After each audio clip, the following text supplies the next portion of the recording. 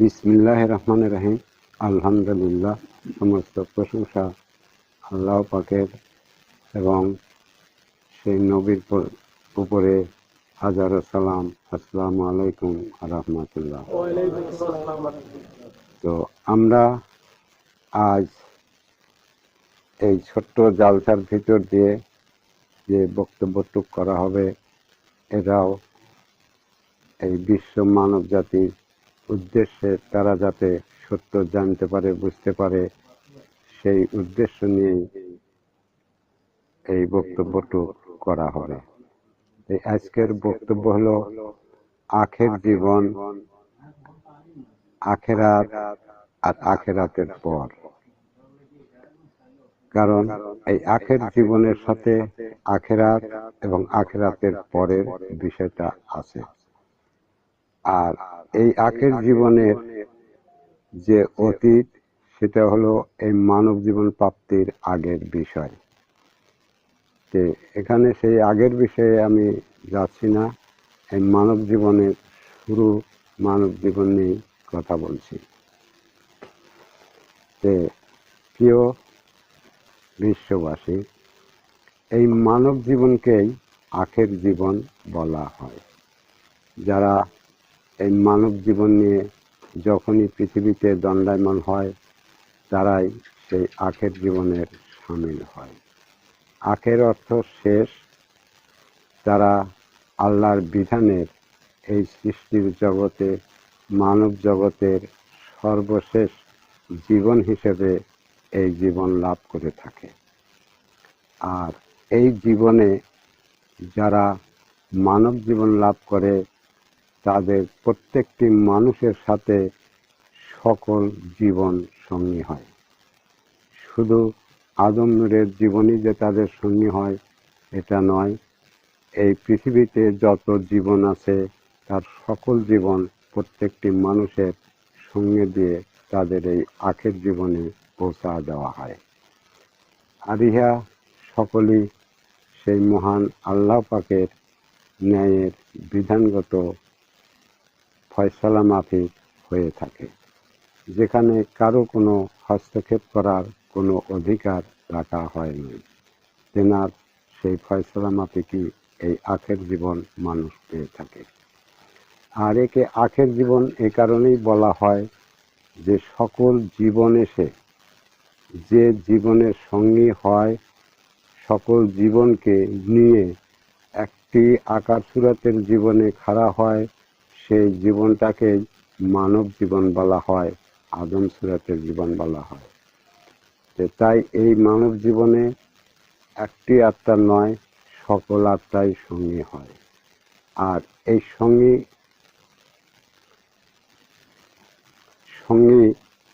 আত্মা করা হয় বলেই সকল জীবনের এই বিধানগতভাবে সমাপ্তি ঘটানো হয়। যার পরে যে মানব জীবনের পরে যদি সেই অবস্থা নিয়ে মারা যায়, তাহলে পরে এই মানব জীবনের পরে, মরণের পরে তার কোনো জীবন প্রাপ্তি আর হবে না।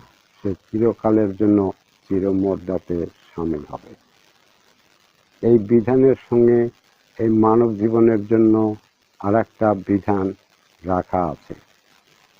সেই বিধানটা হলো, এই মানব জাতি যদি মানব জীবন দ্বারা কোনো আত্মা, কোনো নির্দিষ্ট কোনো আত্মা বা নির্দিষ্ট কোনো নফস সে ধরতে পারে, কামাই করতে পারে, তাহলে পারে সেই আত্মাকে তার মানব অস্তিত্বের ভিতরে নিয়ে মরণে যায়, তাহলে মরণের পরে যায় সে সেই আত্মার জীবন লাভ করবে।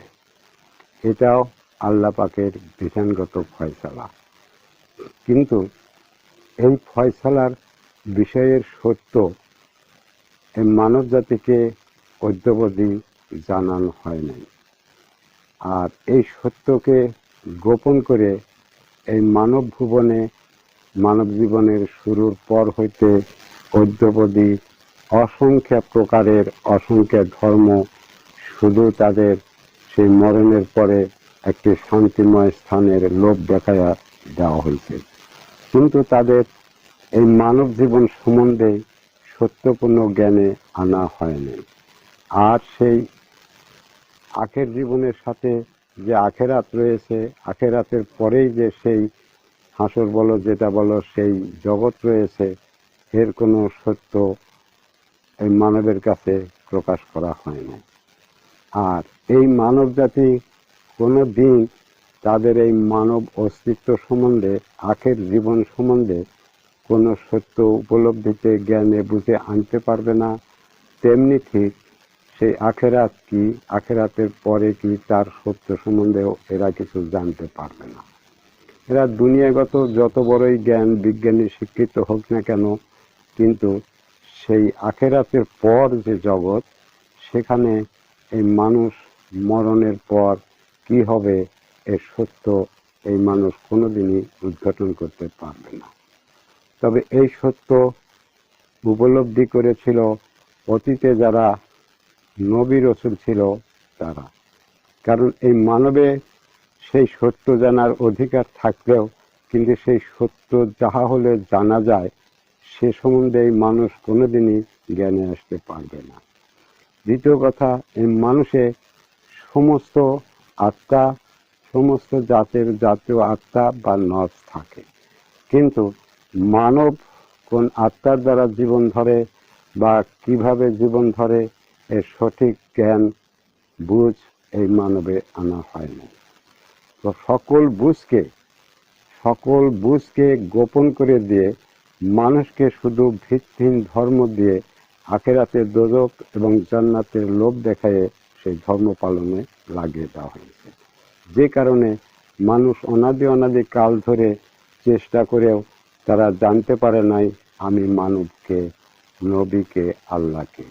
এরকম অনেক কিছুই এ মানবের ইচ্ছা থাকলেও, অনেক মানবের এর উপর প্রকাট ইচ্ছা থাকলেও তারা কেউ এ সম্বন্ধে কোনো কিছু জানতে পারে না। কারণ এই জানার যে বিষয় আছে, এই যে আমি মানবকে বা আমি মানব কিসে হলাম, আমার এই মানব জন্মের অবস্থা কি, এই জানার বিষয়ের উপর যদি মানুষ জানতে চায়, যে সেই বিষয়ের মূল সত্যগুলো কোনো ধর্মাবলম্বী এই মানুষের কাছে নিয়ে আসে না। কারণ এটা জানা যায় এই মানুষই জানতে পারে, তবে এই মানুষের সেই ক্ষমতাটা নাই। কারণ এদের কাছে যে আত্মা আছে বা নফস আছে, এরা সেই নফসের মালিক কেহই নয়, এদের কোনো মালিকানা দেওয়া হয়নি। আবার এরা যে ইচ্ছা করে সেই আত্মা বা নফসকে জানবে, চিনবে, তার থেকে জ্ঞান পাবে, এইরকম কোনো ক্ষমতাও বা কোনো বুঝ জ্ঞান এই মানুষ কোনো কিছুতেই তৈরি করতে পারবে না। ফলে অনাদিকালের মানুষের মনে এই আকাঙ্ক্ষা, এই বাসনা থাকলেও তারা সর্বক্ষেত্রে এর নিরাশ। এরা সেই যারা যে ধর্মই পালন করুক, সেই ধর্মদাতাদের কথা মতো সেই ধর্মকে অনেক লোক আছে আঁকড়ে ধরেও তারা এর কোনো সঠিক ফয়সালায় যেতে পারে না। কারণ এর সত্য নিয়ে তারা কোনো ধর্মই দেওয়া হয় না। মূল কথা, মানুষ নির্দিষ্ট কোনো আত্মাকে জানুক, ধরুক, বুঝুক, বা নির্দিষ্ট কোনো নফসকে তারা নিজের আয়ত্তে আনুক, তাকে জানুক, চিনুক, তার নিজের করে নিক, সেই আত্মাকে নিয়ে তারা সেই আখেরাতের পরের জীবনে যাক, এর কোনো ব্যবস্থাই এই মানব জন্মে আনা হয় না। যত সময় এই ব্যবস্থা মানব জন্মে আনা না হবে, তত সময় এই মানুষের কোনো অধিকার নাই যে তারা সেই নিজেকে বোঝে যে আমি এই আত্মার মানুষ, বা আমি এই জাতীয় আত্মার মানুষ, এই আত্মাটা আমার, বা এই আত্মাটা নিয়ে আমি আখেরাতে যাচ্ছি। এই বুঝ তারা কিছুতেই তৈরি করতে পারবে না। ফলে তারা যদি এই বুঝ তৈরি করতে না পারে, ঠিক এখানেই আল্লাহ পাকের বিধান বসেছিল বা বসে আছে সকল মানুষের জন্য।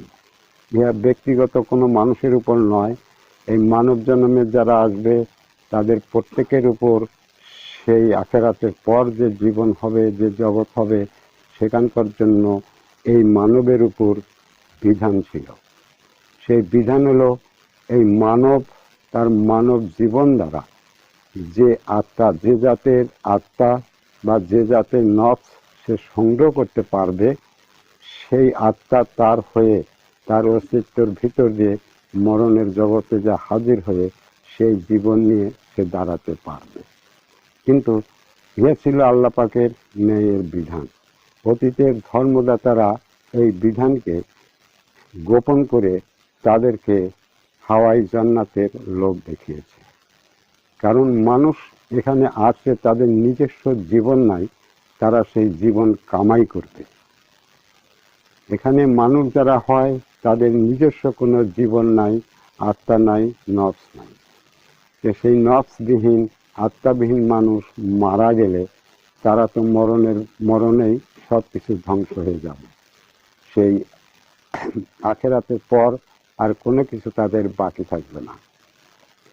তাহলে এরা যদি পরবর্তী জীবনে আখেরাতের পরের জীবনে আসতে চায়, তাহলে এদের জন্য আল্লাহ পাকের তরফ থেকে সত্য হলো যে তারা এই মানব জীবন দ্বারা একটি আত্মা, নির্দিষ্ট একটি আত্মা বা একটি নফসকে বা একটি ইমানি নূরকে সংগ্রহ করবে এবং সেই আত্মাকে নিয়ে তারা মরণে যাবে। মরণের পরে সে যে আত্মাকে সংগ্রহ করলো সেই জীবন নিয়ে সেখানে দণ্ডায়মান হবে।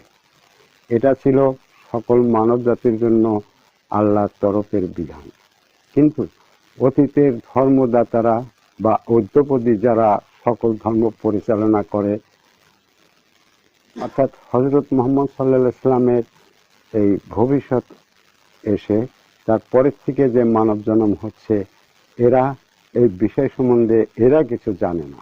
কিন্তু অতীতের যারা ধর্মদাতা নবী রাসূল ছিল, তারা নিশ্চয়ই এটা জানতো যে মানব সেই আখিরাতের পরের জীবনে যেতে হলে এই মানব জীবন দ্বারা তাদের সেই আত্মা বা নফসি ধরতে হবে। যদি তা ধরতে না পারে তাহলে তারা মরণে শেষ হয়ে যাবে। এটা তারা জানতো। কারণ এই মানুষের যে সকল আত্মা আছে, মানুষের যত নফস আসে, তার মালিকানা সত্যদার অতীতের নবীরাই ছিল। আর এর পথ দেখানোর, এর রাস্তা দেখানোর, এই আত্মা দ্বারা ধর্ম দেওয়ার বিষয় প্রত্যেকটা নবীর কাছেই ছিল। কিন্তু তারা কেহই এই মানুষের প্রতি দয়া করে নাই, মমতা করে নাই। তারা কেহই এই মানব জাতি, তারা এই মানব জীবন দ্বারা কোনো নফসি জোগাড় করুক, নির্দিষ্ট কোনো আত্মা জোগাড় করুক, নির্দিষ্ট কোনো নফস জোগাড় করে নিয়ে সেই মরণে যে তার পরের জীবনটা ধরুক, এর কোনো ব্যবস্থা তারা দেয় নাই। কিন্তু তাদের কাছে ব্যবস্থা ছিল, তারা এটাকে বন্ধ করে দিয়েছে। তারা এর পথ সম্বন্ধে কিছুই জানে নাই। তারা এই মানব জীবন সম্বন্ধেও এই মানবকে কিছু জানায় নাই। শুধু নবীরা নয়, এই নবীরা ছাড়াও যত ধর্ম আসছে পৃথিবীতে বা এখনো যারা ধর্ম পরিচালনা করছে, বিভিন্ন আল্লাহ আল্লাহ ব্রহ্মা আল্লাহ যত কিছু দাবি করছে, এরা তো জানে না। অথচ এরা মিথ্যা দাবি করে চলছে। কিন্তু এরাও নিজেরাই এর সত্য জানে না, আর মানব জাতিকে জানাবে এর কোনো বিষয় তাদের কাছে নাই। তবে আমি আদম নূর, আমি অবশ্যই আমার নূরের জ্ঞান বলে আমি এর সত্যটাকে জানতে পারি, দেখতে পারি, বুঝতে পারি। যেহেতু এটা সেই নূরের সঙ্গে আল্লাহর অস্তিত্বের হুবহু সংযোগ আছে, তাই এটাকে জানা যায়। তাই মানব জীবন আখের জীবন, যে জীবনের পরে আর কোনো জীবন নাই, এটা অবশ্যই সত্য। কিন্তু সেই নাই জীবনে সে যদি এই মানব জীবন দ্বারা তার সেই মরণের পরের আউয়াল এই মানব জীবনে ঘটায়, তাহলে পারে সে মরণের পরে সেই আউয়াল জীবনে, সেই আখেরাতে নিয়ে সেখানে সে জীবনে আসতে পারে। কিন্তু এই আউয়াল তাকে ঘটাইতে হবে। আর এই আউয়াল ঘটাতে গেলে এই মানুষ পারবে না। যারা অতীতে ধর্ম নিয়ে এসেছিল তাদেরকে সেই জীবনে যাওয়ার আউয়াল এই মানব জীবনে ঘটা দিতে হতো। তাদের সেই আউয়ালের সেই আখেরাতের পরের জীবনের ভাগ্য রচনা করে দিতে হতো। কি ভাগ্য? প্রত্যেকটা নবী একটা নফসের মালিক ছিল। সে তার সেই নফস ধরার ভাগ্য তার জাতিকে, তার সময়কার মানুষকে শিক্ষা দিয়ে তাদের সেই মরণের পরের জীবনে যে জীবনই তার হোক সেই জীবনে আসার পথ রচনা করে দিতে পারত। কিন্তু তারা কেহই এটা করেনি। পক্ষান্তরে নবীরা ছাড়া আরও যত ধর্ম অবলম্বীরা এসেছে তারাও কেহই এর কোনো ফয়সালা দিতে পারে নাই। যে ফয়সালা আমি আদম নূরের তরফ থেকে বিশ্ববাসীকে জানাচ্ছি, এটা নিশ্চয়ই আল্লাহ পাকের নির্ধারিত ন্যায়ের ফয়সালা। আদমের ভিতর দিয়ে আজ পর্যন্ত যত মানুষ পৃথিবীতে আসছে এবং ভবিষ্যতে যত মানুষ আসবে তাদের সবার জন্যই আল্লাহ পাকের তরফ থেকে এই একই ফয়সালা, এর কোনো বিকল্প নাই। আর সেই ফয়সালার মূল বিষয় হলো এই প্রত্যেকটা মানুষে সকল জাতের নফস আছে। যে জাতের নফস ধরতে পারবে আখেরাতে সে ঠিক সেই নফসের যে আকার সুরাতের জীবন আছে সেই জীবনে চলে যাবে, অন্য কোনো জীবনই সেখানে সে যেতে পারবে না। এটাও আল্লাহ পাকের ফয়সালা। সে যে এখান থেকে অন্য জাতের আদম জাতের নফস না ধরে অন্য জাতের নফস ধরে সেই মরণের পরে যায় আদম সুরাত পাবে, এটা যদি কেউ বলে তাহলে সে মিথ্যা বলে, কখনই সত্য বলে না। আবার এই দুনিয়ার জীবনের থেকে যদি সে এই আদম নূরের নফসি জোগাড় করতে না পারে, তাকে যদি বলা হয় যে তুমি এই ধর্ম মানলে আখেরাতে আদম সুরাতের জীবন পাবে, মরণের পরে যা আখেরাতে পরে যা তুমি আদম সুরাতের জীবন পাবে, তাহলে এই কথা যারা বলে থাকে তারা সবাই নিশ্চিতভাবে মিথ্যা বলে, এতে কোনো সন্দেহ নাই। কারণ মানুষে আদম নফস আনা হয়, সকল নফসি মানুষে আনা হয়। এই কারণেই আনা হয়েছে যে সে যেটা ইচ্ছে করে সেইটা সে তার আখের জীবন হিসাবে গ্রহণ করে সেইটা মানব জীবন দ্বারা অর্জন করে মরণের ভিতর দিয়ে সে সেই জীবনে চলে যাবে। এটা আল্লাহ পাকের ফয়সালাকৃত বিধান। কিন্তু সমস্ত ধর্মদাতাই সেই ফয়সালার বিধানকে গোপন করে শুধুমাত্র সমস্ত ধর্ম অবলম্বী মানুষকে সেই জান্নাতের লোভ দেখায় জান্নাতের সেই শান্তি বর্ণনা বিভিন্ন রূপে দিয়ে লোভী করে মানুষকে সেই ভিত্তিহীন ফাসেক ধর্মতে লিপ্ত করেছে। আর এই ভিত্তিহীন ফাসেক ধর্মতে মানুষ যাওয়ার কারণে তারা দুনিয়ার ভিতরে সমস্ত জীবজাতের মানুষ অন্যায় অপরাধ সমস্ত রকম কাজে লিপ্ত হয়ে পড়েছে। কিন্তু যদি তাদেরকে সেই আখেরাতের সত্য বলার ভিতর দিয়ে তাদেরকে সেই জীবন, সেই নফস বা সেই ইমানি নূর ধরার সঠিক সত্য পথ দিত, তাদের জ্ঞানে আইনে দেওয়া হতো, বুঝা দেওয়া হতো যে এই নফসি ছাড়া তোমার মরণই হবে চূড়ান্ত ফয়সালা, চিরকালের দোজখ। আর এই নফসি ধরতে গেলে অবশ্যই তোমাকে এই মানব জীবনকে পবিত্র করতে হবে। এই মানব জীবনকে পবিত্র করার সাথে এই নফসের ইবাদত করে, এই নফসের প্রতি লক্ষ্য করে, এই নফসকে আরাধনা করে এই নফসের নফসিয়ালা হতে হবে। যদি এই সত্যই মানুষকে জানানো হতো তাহলে কখনই তারা তাদের এই মানব জীবনে অপরাধ করা তো দূরে থাক সাহসও পেত না। কারণ তখন তারা জানতো যে আমি যদি অপরাধ করি, আমি যদি কুকাম করি, আমি যদি খারাপ করি, তাহলে আমার মানব জীবন, মানব অস্তিত্ব অপবিত্র হবে। আমি এই যে অপবিত্র জীবন নিয়ে কখনই কোনো আত্মা বা নফস ধরতে পারবো না। যখনই তারা এটা বুঝতো যে আমার মানব জীবন দ্বারা যেমন আমাকে নফসি ধরতে হবে, সেই নফসিকে না ধরতে পারলে আমার এই মানব জীবনই হবে শেষ জীবন, এরপরে আমি মানব বলতে আর কিছু থাকবো না। ঠিক তেমনি তারা বুঝতো যে এই নফসি যদি আমি ধরতে যাই তাহলে আমাকে পবিত্রতা অর্জন করতে হবে। আর সেই পবিত্র গুণ যদি আমি নষ্ট করি তাহলে কোনো ক্রমেই আমি এই নফসি ধরতে পারবো না। দ্বিতীয়ত তাদেরকে যখনই বলা হতো এই নফসি তোমাকে ধরতে হবে, তাহলে এই নফস ধরার নির্দিষ্ট একটা হেদায়েত থাকতো। সেই হেদায়েতের ভিতর দিয়ে সেই নফস ধরার জন্য সেই নফসের প্রতি তার ঈমান এনে দেওয়া হতো এবং তার সেই নফস ধরার বিষয়বস্তুর উপর তার জিন্দেগি, তার ইবাদত নির্ধারণ করে দিয়ে তার জীবন থেকে বাকি সব বাতিল করে দেওয়া হতো। অতএব তার কোনো কিছুই এ পৃথিবীতে আনা হয় নাই। যখন মানুষের কাছে তার সত্য আনা হয় নাই তখন মানুষ হাওয়াইভাবে ধর্ম মেনে হাওয়াই ইবাদত করে কখনই তারা দুনিয়ার এই লোভ লালসার জীবনকে পরিত্যাগ করতে পারে না।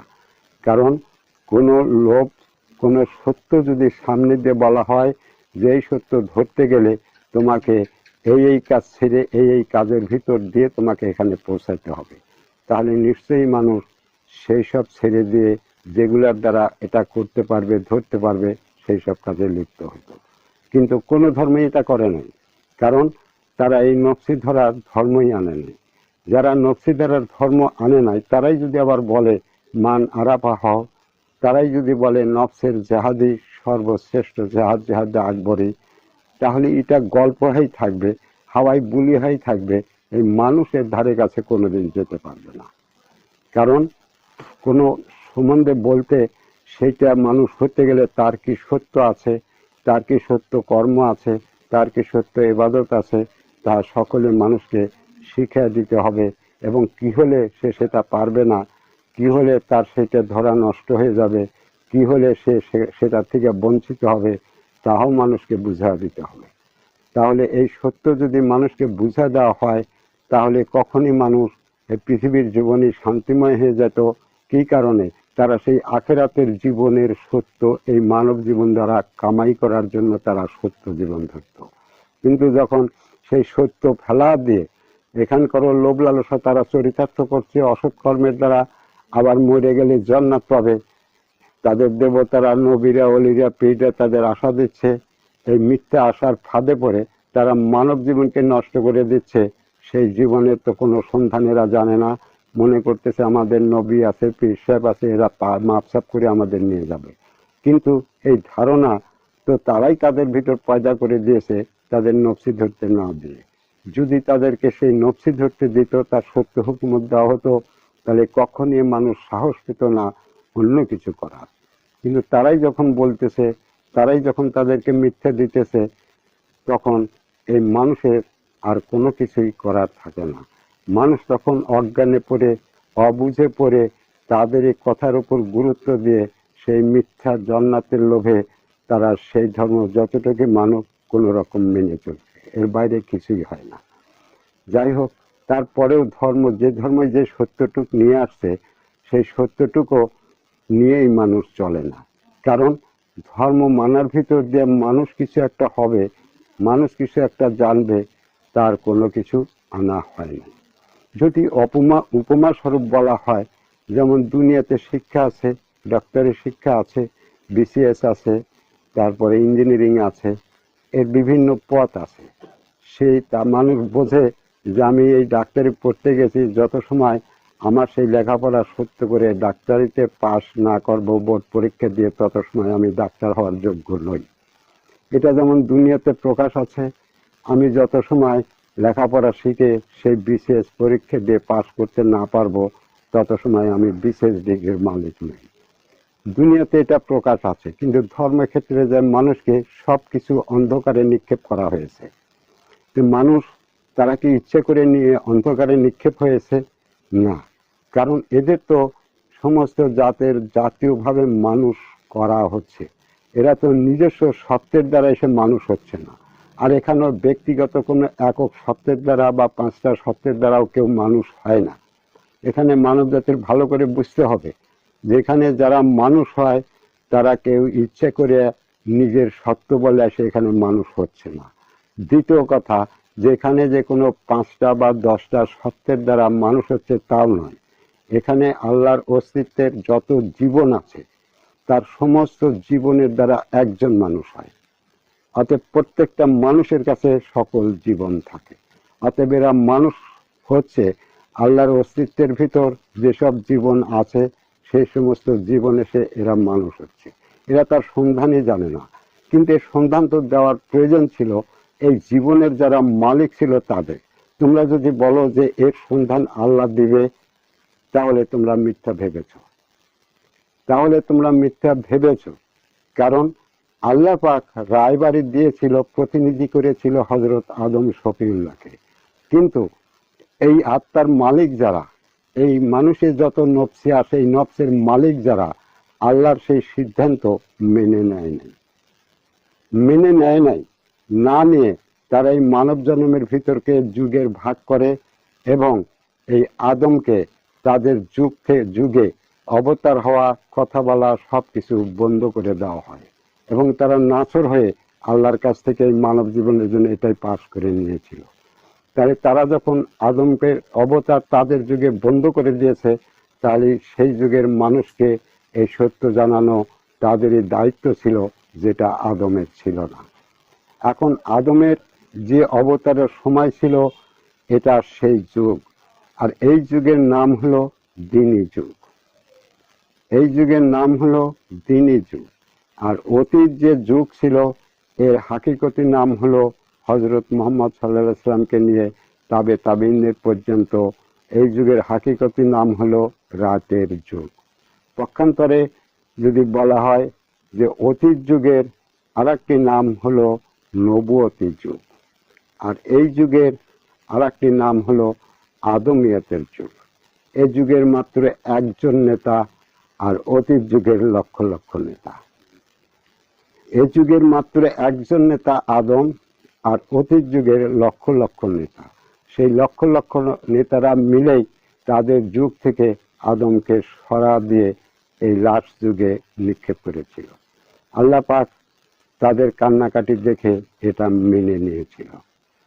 তাহলে তোমরা সত্যকে শোনো, সত্যকে জানো। তাদের কাছে তোমরা কিছু জানতে পারো নাই, আমি মানব জীবন দ্বারা এই আদম নূরকে অর্জন করে সকল সত্য নিয়ে তোমাদের কাছে হাজির হয়েছি। তোমরা সেই সত্যকে শোনো, সত্যকে বোঝো, সত্যকে জানো। তারপরে তোমাদের যেদিক খুশি, তোমরা যদি মনে করো যে এই পূজা করা ধর্মই আমার ভালো, তোমরা করো, আমার কোনো আপত্তি নেই। তোমরা যদি মনে করো ভিত্তির নামাজ পড়াই আমার ভালো, পীরত্ব লিখতেই ভালো, তোমরা করো, আমার কোনো আপত্তি নেই।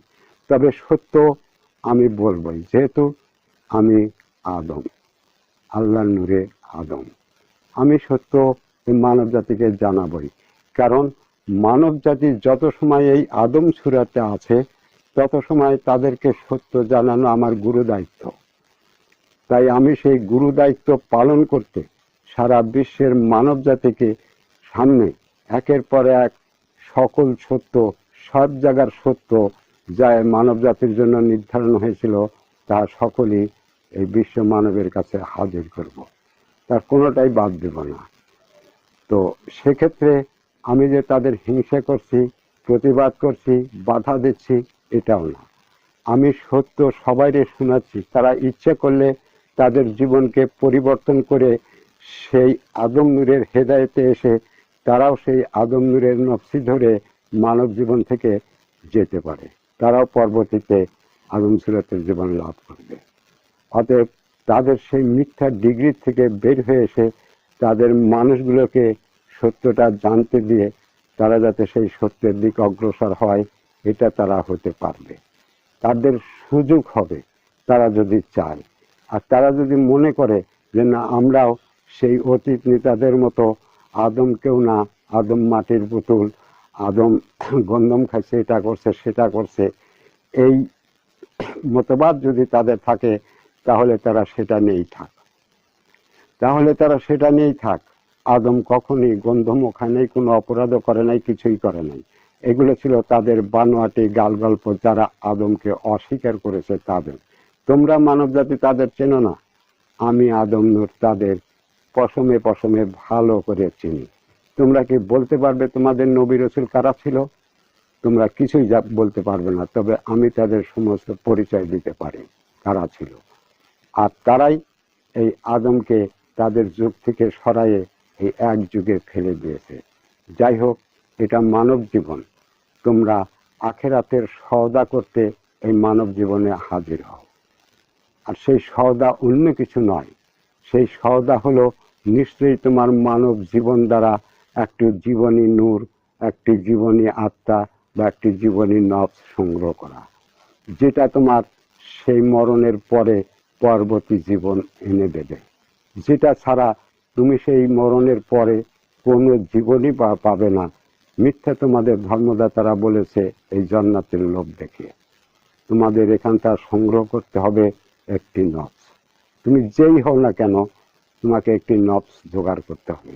দ্বিতীয় কথা হলো, যেটা দ্বীনি যুগ, অতীত যুগ ছিল লক্ষ লক্ষ নবুয়তের যুগ। সেখানে লক্ষ লক্ষ নফসের সমাবেশ ছিল লক্ষ লক্ষ নফসের লক্ষ লক্ষ মালিক ছিল, কিন্তু এ যুগে একটি নফসের খেলা, একজন মালিক, সে হলো আদম নূর।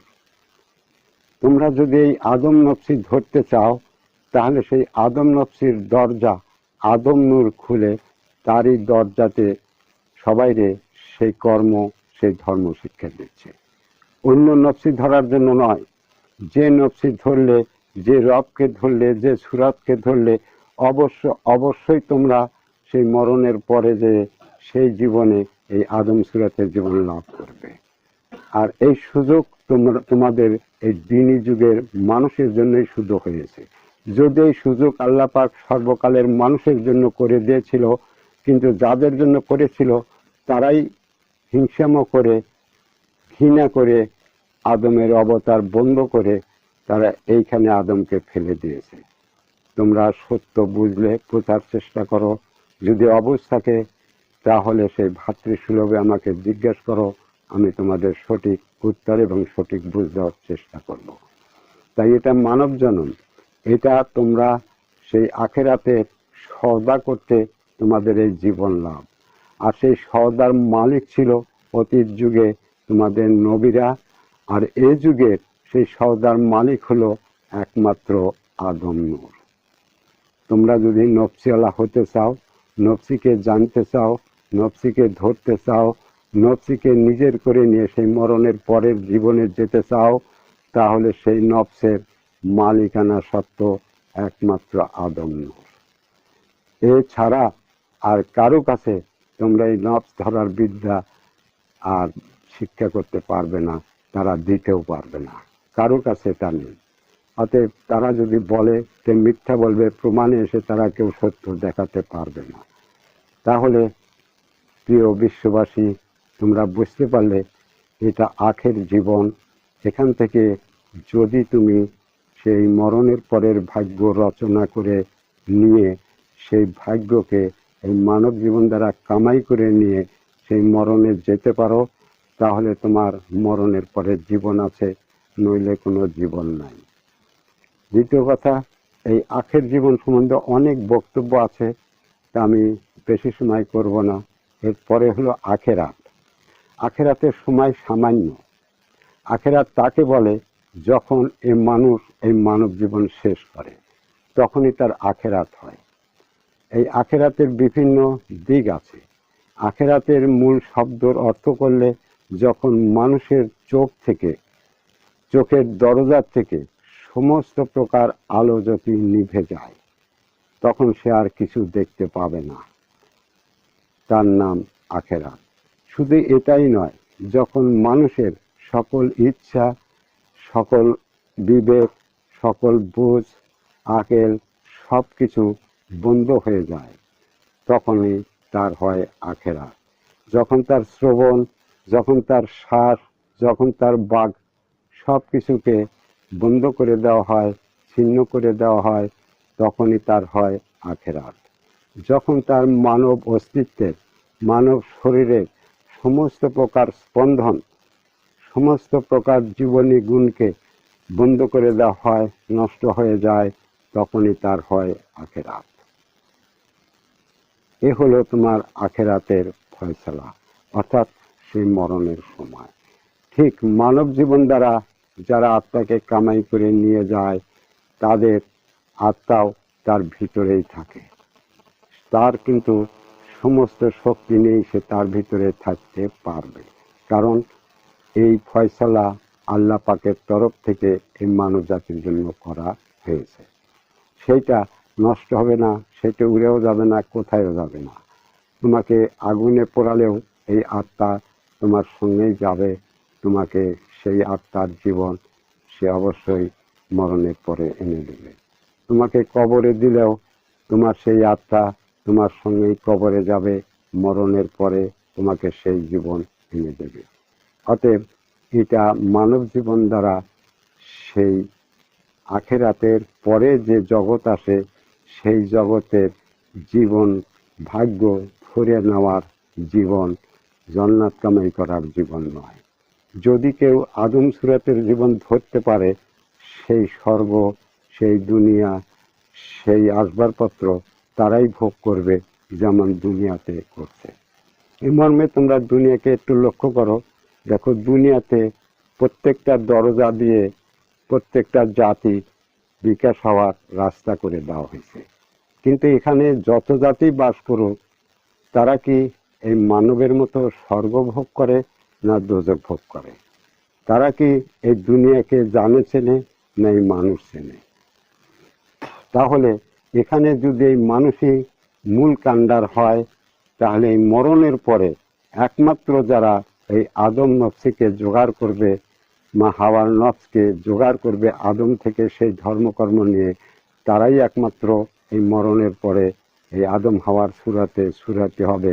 বাকি কেউ সেখানে এই সুরাতে হতে পারবে না। আর এটা আমার নূরের তরফ থেকে সত্য বক্তব্য, যাহা আল্লাহ পাকের বিধানগত করা হয়েছে। এই বিধানের বাইরে তোমরা যদি চলো, তোমরা যদি অন্য কিছু স্বীকার করো, মানো, তোমরা করো, আমার কোনো আপত্তি নেই। কিন্তু তারপরেও আমি তোমাদের সামনে সকল সত্য নিয়ে হাজির হব। এটা আমার মহান স্রষ্টার তরফ থেকে গুরু দায়িত্ব, সত্য তোমাদের কাছে পৌঁছা দেওয়া। তাহলে তোমরা বুঝবে এই আখের জীবনের গুরুত্ব কেমন। আর সেই আখেরাত হলো মরণের টাইম টু, আর আখেরাতের পরের জীবন হলো অনাদিকাল। যদি জীবন নিয়ে যেতে পারো, সেই অনাদিকালের শরীক হবে, আল্লাহর অস্তিত্বে জায়গা পাবে। যদি এই মানব জীবন দ্বারা জীবন সংগ্রহ করতে না পারো, তাহলে অবশ্যই মরণই তোমার চিরমর্দার ভিতর ঠেলে নিয়ে যাবে। তবে এখানে অল্প দুই চারটে কথা বলে আমি শেষ করছি। সেটা হলো, তোমরা তো এখন দুনিয়াতে মানব আছো, তোমরা তো মানব অস্তিত্বে আছো। তোমরা যে আদমকে মাটির পুতুল বলে থাকো, কিন্তু তোমার নিজের সঙ্গে আছে সেই সকল জীবন আর মরার জীবন। তোমার নিজের সঙ্গেই মরা আর জীবনকে একত্রিত করে মিশিয়ে তোমাকে মানব অস্তিত্বে খাড়া করা হয়েছে। শুধু যে তাজার গুণী তোমার সঙ্গে আছে তা নয়, তাজার আত্মাই তোমার সঙ্গে আছে তা নয়, আল্লাহর অস্তিত্বে যা কিছু মরার আছে, যে মরার সত্য আছে, সেই মরার গুণও প্রত্যেকটি মানুষের সঙ্গে তাজার সঙ্গে মিক্স করে তোমাদের রক্তে, তোমাদের মাংসে, হাড্ডি গুড্ডি যা আছে তাতে মিশিয়ে দিয়ে জীবনের সাথে তাজা করে তোমাদের জীবনের সঙ্গী করে দেওয়া হয়েছে। অতএব মরা তোমাদের ছাড়া নয়, আর জীবনও তোমাদের ছাড়া নয়। অতএব তোমরা জীবনে গেলে জীবনকে সংগ্রহ করো, মরাতে গেলে তোমাদের কিছু করতে হবে না। যারা যে জীবনকে সংগ্রহ করতে যাবে, সেই জীবনের যে মালিক থাকে, সেই জীবনালা যে থাকে, তার থেকে ধর্ম গ্রহণ করো সেই জীবন ধরার জন্য। সত্য হবে। জান্নাতের লোভে যা করতে যাবে, যে ধর্মই মানবে, পুরো ভিত্তিহীন হবে। ওখানে কোনো জানাশোনাও থাকবে না, ওখানে কোনো বুঝ থাকবে না, শুধু মিথ্যা দেওয়া হবে। যে করতে করতে জানবে, কোনোদিন জানাশোনায় যেতে পারবে না, কারণ জানাশোনা নিয়ে ওর কোনো কিছু করাই হয়নি। তাই বিশ্ববাসী, তোমরা সত্যকে শোনো, উপলব্ধি করো, তাকে বোঝো, কি করবে নিজের জ্ঞানে স্থির করো। আমি এখনকার মতো আসছি, পরবর্তীতে আবার সবার সামনে দণ্ডায়মান হয়ে বাকি যেখানে যেখানে সত্য আছে সেই সত্য তোমাদের কাছে তুলে ধরবো। আমি সুবহানাল্লাহি বিহামদিহি, সুবহানাল্লাহ আযীম। আসসালামু আলাইকুম।